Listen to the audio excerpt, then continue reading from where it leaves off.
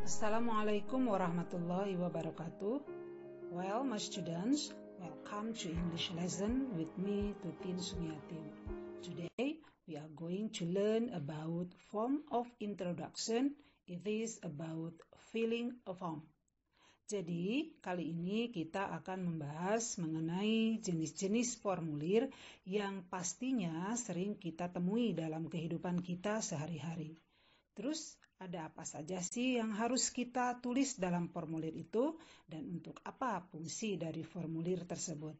Oke, marilah kita bahas satu persatu. Okay, there are some kinds of form, especially in English. The first one is application form.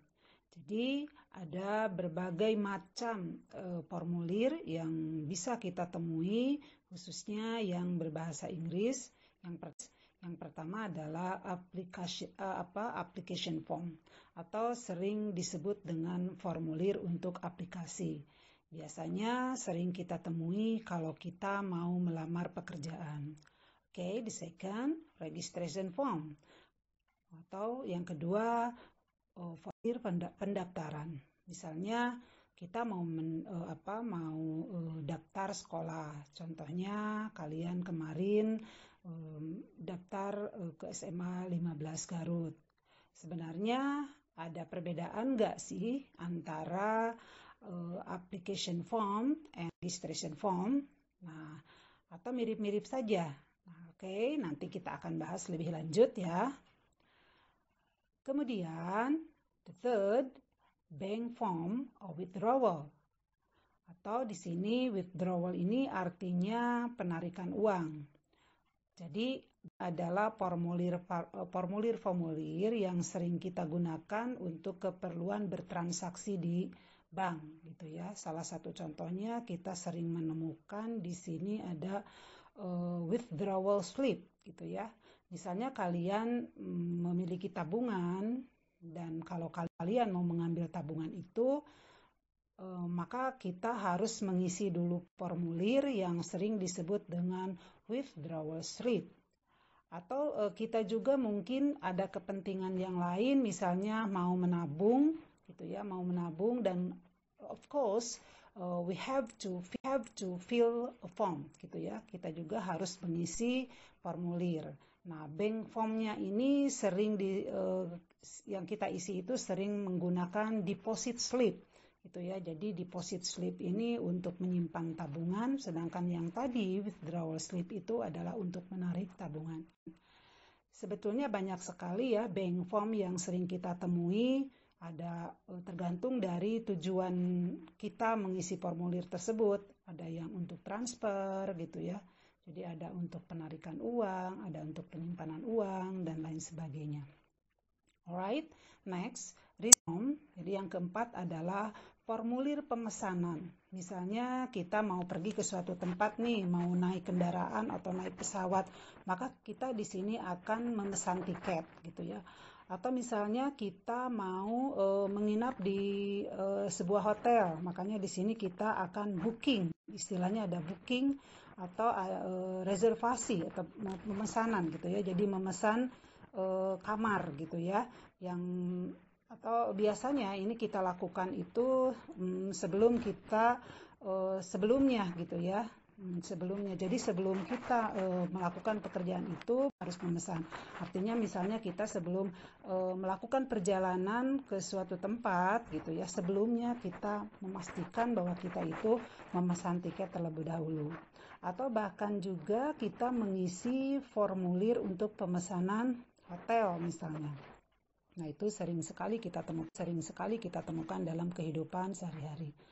Oke, next, medical form gitu ya. Jadi ada medical form. Dari kata medical berarti di sini berkaitan dengan kesehatan. Jadi misalnya kita mau ke dokter, misalnya kita membuat surat keterangan sehat gitu ya, dan lain sebagainya.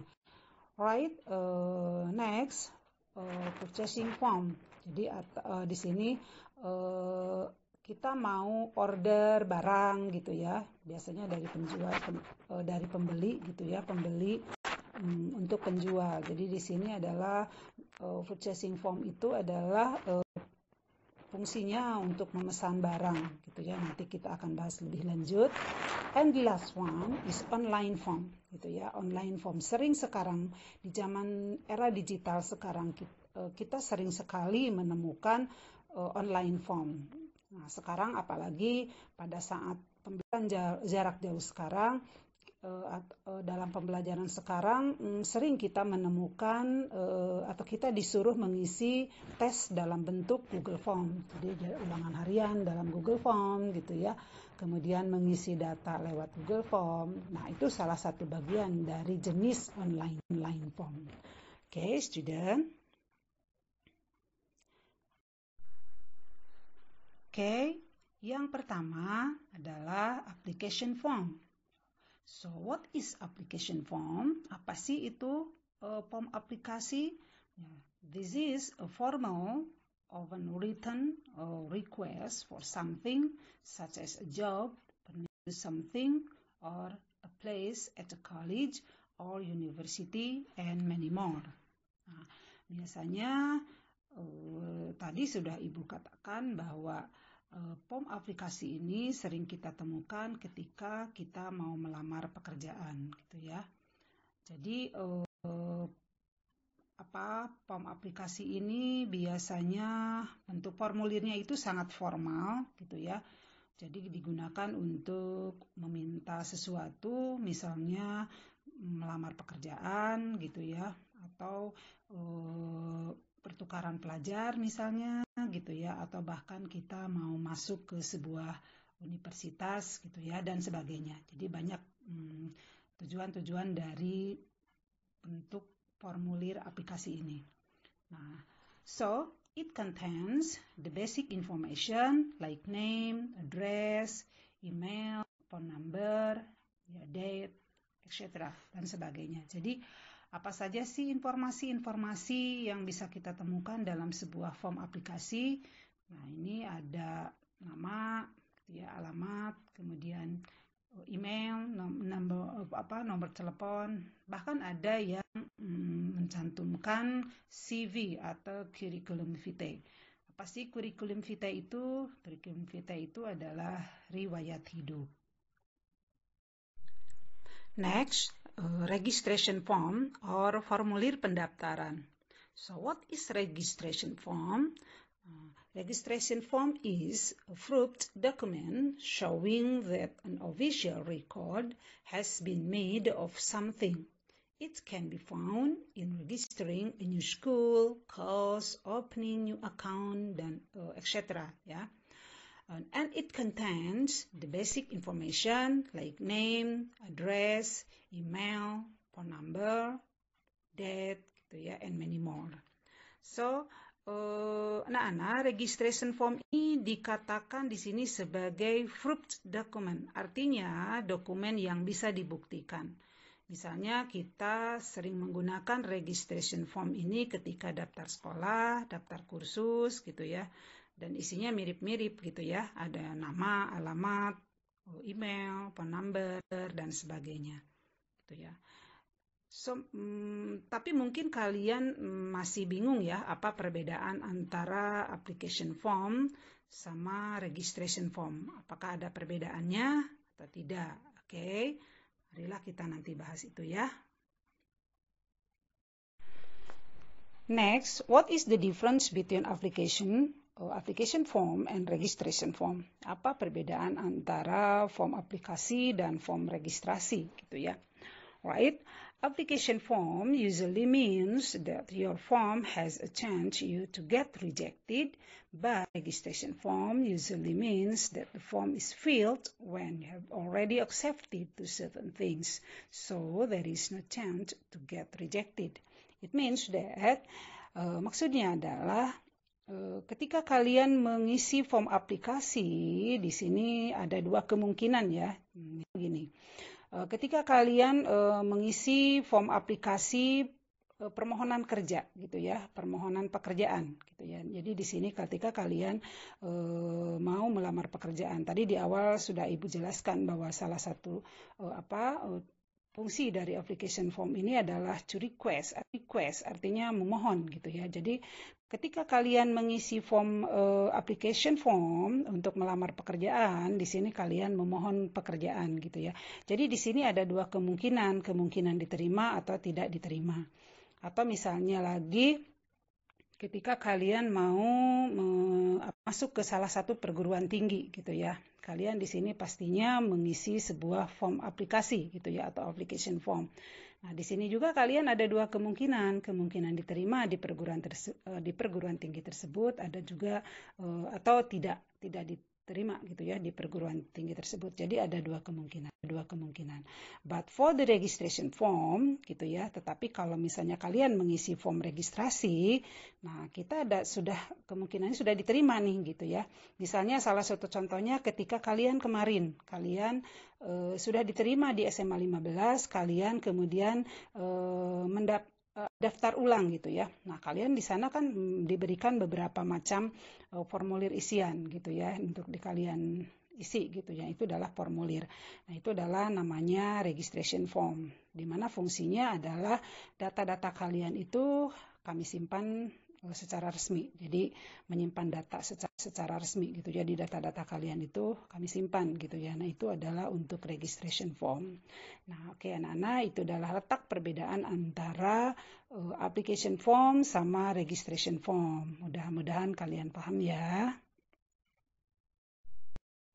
Next, bank form gitu ya, or withdrawal. Di sini artinya ada kata withdrawal, artinya adalah pengambilan gitu ya. What is a bank form? Bank form is a piece of paper which is filled in by a client before withdrawing cash from an account gitu ya. Jadi kalau bank form ini misalnya adalah salah satu contohnya adalah withdrawal slip gitu ya. Sering kita misalnya kalau kita mau menabung, kita sering diberikan sebuah selembar kertas yang harus kita isi gitu ya untuk penarikan uang.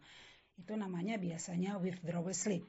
Tetapi ketika kita mau menyuang gitu ya, maka kita sering diberikan sebuah formulir yang disebut dengan deposit slip gitu ya. Jadi sebetulnya banyak gitu ya, banyak jenis-jenis forms yang diberikan ketika kita mau melakukan transaksi di bank, tergantung tujuan kita mau melakukan apa gitu ya, apakah transfer, apakah menabung gitu ya, apakah menarik uang gitu ya dan lain sebagainya.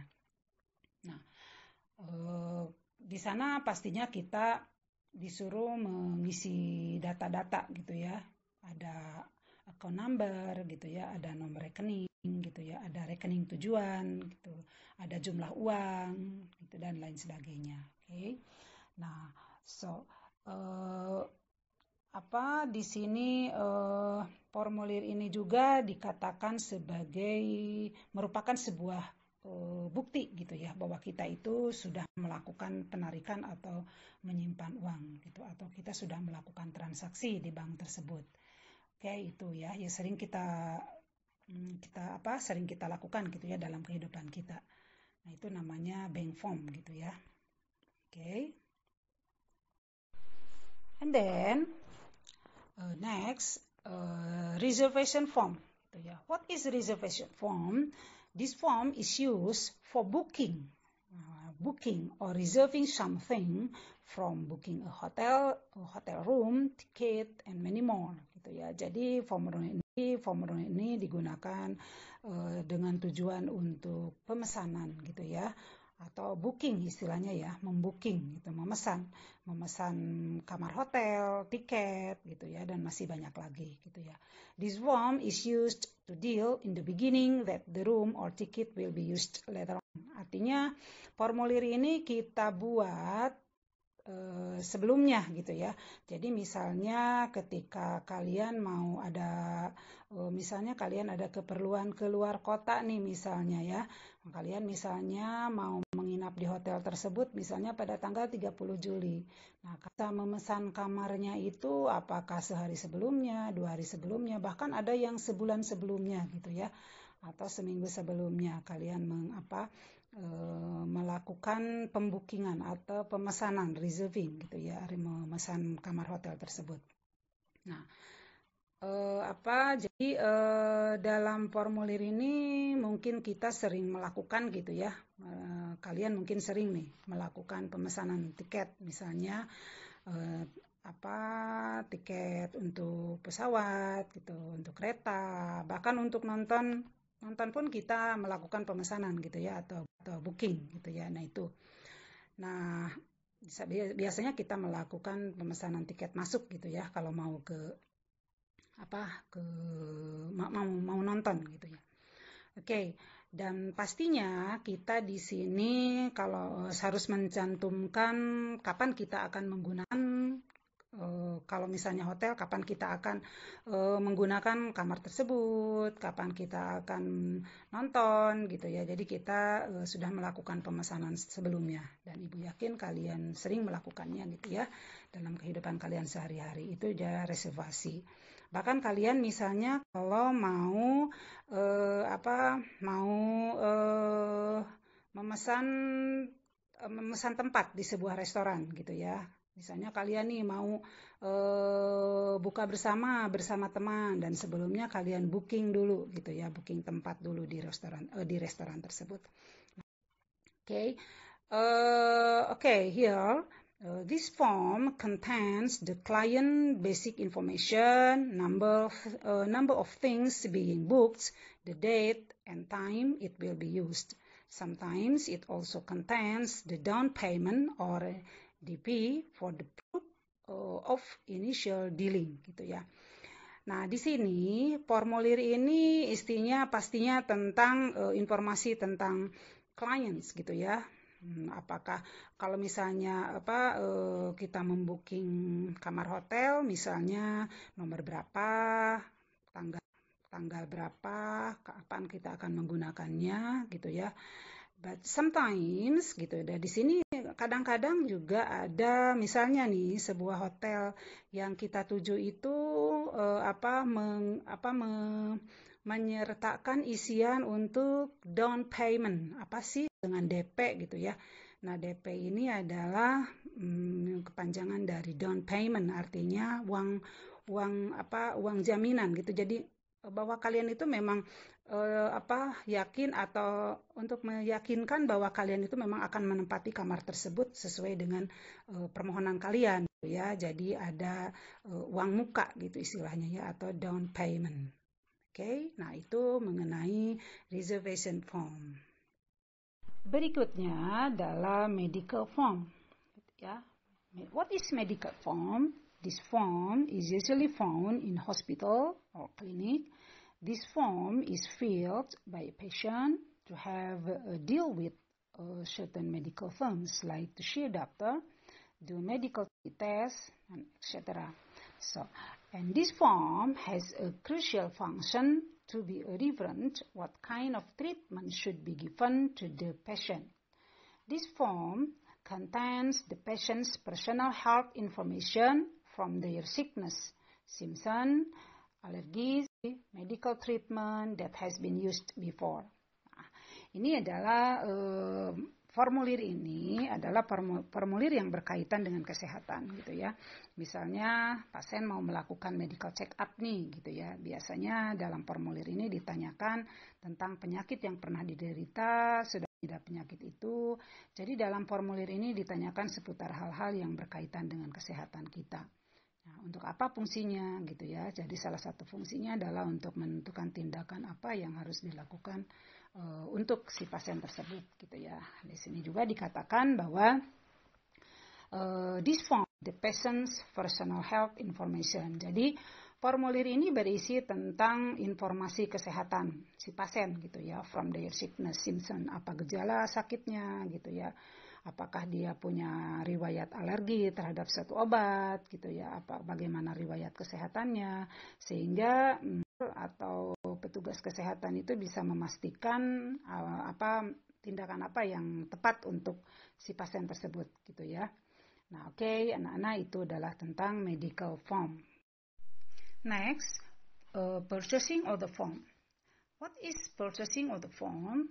It is a commercial document which is made by a buyer to a seller, which is used to purchase or buy products or services. And this form is usually used in business. Found the company's name, other quantities, and the price of product or services bought. Gitu ya. Jadi dokumen ini biasanya dibuat biasanya nih dari pembeli ke penjual. Misalnya ketika kalian mau melakukan pemesanan barang gitu ya. Nah, di sini this form is usually used in business gitu ya. Dalam hal bisnis gitu ya. So it usually found the company's name. Jadi sering kita menemukan nama perusahaan gitu ya. Barang apa yang kita pesan, jumlahnya berapa, harganya berapa gitu ya.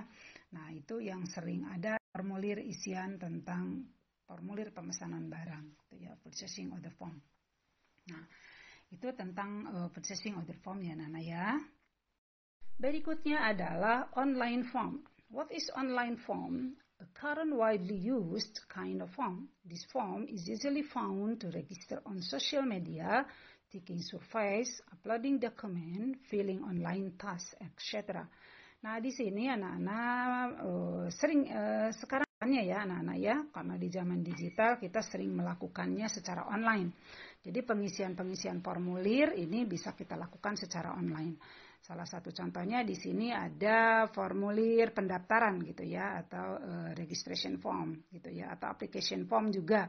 Nah, kita mengisi registrasi tapi secara online, jadi dikombinasikan ya bentuk formulirnya formulir registrasi tapi kita isinya secara online gitu ya.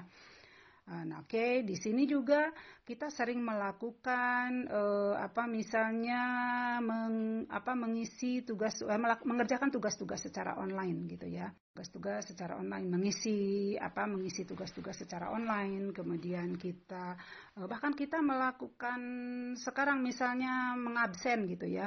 Kalian mengisi absensi lewat Google Form, ya itu juga ada sebuah online form gitu ya.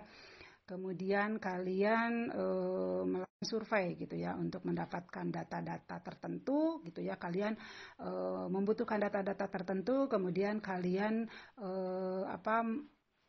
membuatnya tuh secara online gitu ya. Nah, itu melakukan survei gitu ya. Itu bentuknya adalah sebuah bentuk online. Oke. Nah, sekarang hal-hal penting apa yang biasanya ada di sebuah formulir itu? Nah, anak-anak, ada beberapa hal yang hampir sama gitu ya. Di setiap formulir itu pasti yang ditanyakan adalah data-data ini gitu ya. Jadi hampir lagi gitu ya. Nah, what are they? Nah, di sini ada, biasanya dalam formulir itu ada date atau tanggal gitu ya. Nah, harus kalian perhatikan di sini dalam pembuatan tanggal gitu ya. Jadi misalnya di sini ada first gitu ya. Nah, itu first, second, third, fourth, sixth, 11th, 12th, 13th, 14th, 21st gitu ya. Jadi bukan 21, tapi 21st, 22nd, 23rd, 24th, 31st gitu ya. Jadi ditulisnya seperti yang ada di gitu. Nah, itu first, nah bagaimana itu menulisnya, kemudian second gitu ya. Nah, itu untuk penulisan tanggal. Kemudian untuk title. Nah, title di sini apa sih namanya itu, untuk sebutan gitu ya. Nah, sebutan gitu. Misalnya di sini ada Mister. Kalau untuk laki-laki baik single maupun married gitu ya, baik masih sudah nikah ataupun belum nikah, biasanya ada kata Mister gitu ya. Misalnya di sini ada juga nih. Contohnya misalnya istrinya Mr. Ahmad, biasanya disebutnya dengan gitu ya, dengan Mrs. Ahmad. Meskipun Ahmad ini adalah bukan nama aslinya gitu ya, nama real name-nya bukan nama real name dari Mrs. Ahmad. Bisa saja misalnya namanya itu Ani, jadi karena suaminya namanya Ahmad, maka sering disebut Ahmad gitu ya. Nah, oke, dilihat tuh ya contohnya. Kemudian ada Miss. Nah, itu lihat ya, M sama S, Miss gitu ya. Ini adalah untuk perempuan yang biasanya masih single gitu ya, atau bisa sudah menikah gitu ya, juga boleh, tetapi harus diikuti oleh nama asli. Kalau misalnya tidak hanya dengan Miss saja gitu ya. Jadi kalau misalnya perempuan tersebut sudah menikah, nah, kalian mau panggil dengan Miss nih, boleh, tapi harus sertakan namanya, misalnya Miss Jessica, gitu ya, Miss Laura dan sebagainya. Nah itu letak perbedaan antara Miss, gitu, menggunakan Miss sebagai title-nya, gitu ya.